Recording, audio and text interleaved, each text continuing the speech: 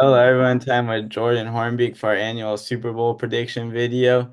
So I'll get it started. I'm gonna take the Chiefs in this game. I think it's gonna be a very good game. But at the end of the day, for me, as I kept thinking about it, it's just too hard to pick against Patrick Mahomes and the Chiefs. Andy Reid, he's one of the best coaches of all time. You look at his play calling. And also against the Bills, what I noticed about the defense is they were able to get the stops when they needed it most at the end. So I think that the Chiefs, they're ultimately getting a three-peat. I think it'll be a very good game. The thing that probably concerns me the most for the Chiefs is they struggled to stop the run game with James Cook, and the Bills only gave him like 13 carries, and obviously Saquon, they'll feed him the ball more, but I think the Chiefs are going to be able to get it done. Yeah, I think I'm gonna side with you on this one, Nathan. I do think the Chiefs will three-peat. I think the Eagles have, from what was left late in the playoffs, the best chance to beat the Chiefs though.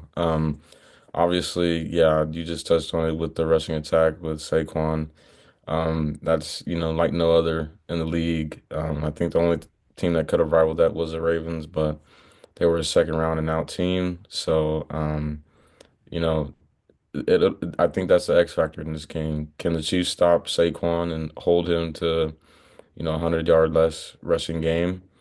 And can they really like you said, get the stops when they need them? I think that'll be the X factor. And the Chiefs. I mean, Andy Reid and Pat, like they're two peas in a pod, man. They are these. It's like they just know what they want to do when those moments come, and Pat executes extremely well, and Andy calls an amazing game. Based on what the defense is giving him. So, but I think it'll be a tough one. I think it'll be a better rematch than many we've seen before, and I think it'll be a better game than the first one. Obviously, the Eagles are I feel, a better team this time around with Saquon and with some upgrades to the defense, some young guys that came in and played very well in their rookie seasons. The back end is much better. You have less of a pass rush, but um, I think those guys can get after it too, especially with the Chiefs having some weak links in their offensive line outside of their center and right guard and left tackle. They can definitely probably tee off a little bit on Jawan Taylor and Mike or Mark Caliendo's their left guard, I'm pretty sure. So yeah, but the X factor will be, can the Chiefs stop the run, and can they get down? Can they get off the field on the third and fourth down situations when you're probably going to see a touch push?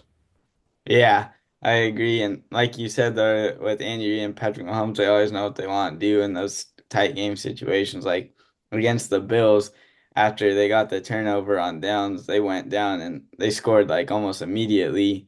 But I think also like you were talking about the defense for the Eagles, it's a better defense with the Eagles than it was with the Bills. So it'll be interesting to see how that goes. But the play calling, it's always on point. I mean, they've gotten guys like Xavier Worthy, he's looked great his rookie year. And also, like in the Texans game when they put them in the divisional round, I think Worthy was the only receiver to get a reception for the Chiefs. But then last week, there's DeAndre Hopkins, Juju, Xavier Worthy, Marquise Brown. So they definitely improved on spreading the ball out, which they're going to need to be able to do against this Eagles defense. Oh yeah, for sure. And I think, hopefully, I'm hoping that they try to make a couple more explosive plays, not just run after catch, but maybe pushing the ball downfield a little bit. Because if not, I think the Eagles are probably just going to play like a very, I would say a high shell with a lot of low coverages. They're not going to try to get beat deep, but they're also going to make sure they cover up anything that's, short and intermediate. Because in the Bills game, at least, that's all that Pat threw. That's all the plays ever called were short and intermediate, just chunking away for those, yards and eventually equaling a first down. So yeah, the Eagles defense is a tall task in front of them. I didn't know this, but watching a lot of sports talk shows, I guess same thing that happened last time around in the Super Bowl happened again, where one of their coordinators had already accepted a job, and they would have been coaching in the Super Bowl. So I think it was Rex Ryan that talked about it. He said, you don't want a coach to be half in and half out. That's not fair to the players. And it seems like Kellen Moore is the only coach still in the running for the Saints job. So that could play a factor today as well, or tomorrow as well. But yeah, you're right. Yeah, like you said, because you don't want to be half in, half out, because they're kind of worried about trying to get that head coaching job over there, so it distracts them from preparing for the Super Bowl. And or we've seen like other guys in the past, like I know like D'Amico Ryans when he was with the 49ers, he's like, I'm not gonna like worry about this until our season's done. But yeah, I read the same thing about Kellen Moore, how I think he's the front runner maybe now for that Saints job. Yeah, and I mean, coaches will publicly say anything, but behind the scenes, man, they're not just working on, one game prep. They're definitely doing game prep and next season prep for the next team that they go to. I mean, going from a coordinator to a head coaching job calls for so much more responsibility that falls on you. So for them to say like, we're in February and they're not going to worry about next season with their new team is, pretty crazy. Yeah. Yeah, because I mean the NFL drafts in April, so you have to prep for the draft. So there's no way that in February he's not thinking about that job at all.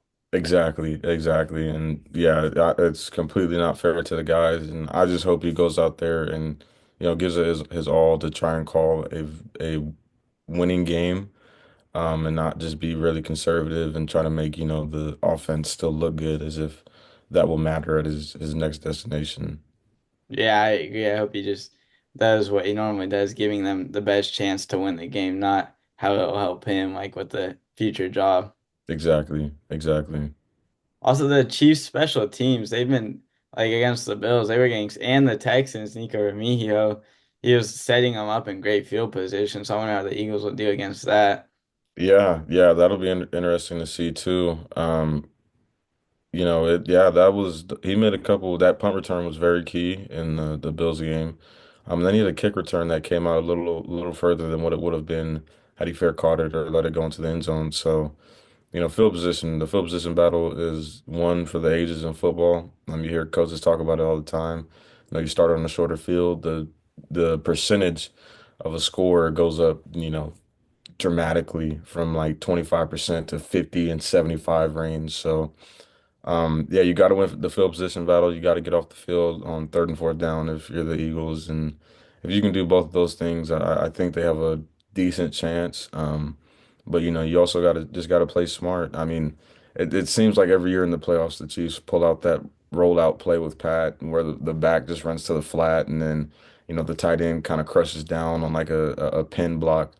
And it just works flawlessly every single time, So that's plays like Yeah. that, plays that are gonna be there in those key situations. You got to be able to get off the field in those situations, in those times. Yeah, definitely. Because they have to be able to stop Mahomes and the offense from being able to score. And if they can, especially with them running the ball, if they can get Saquon going, they'll eat up the possession time of possession more, limiting the time that the Chiefs have the ball, which is going to be key. Also, like I think was it the 4th and 5 against Washington? Like that was a very nice throw by Jalen Hurts, and like his stat lines, they haven't been the most flashy in the playoffs, but he's been doing what's needed to do to get the job done. Exactly, exactly. And I mean, if you have a running back like Saquon in the backfield with their line, that helps out tremendously when he's getting 100 yards plus a game.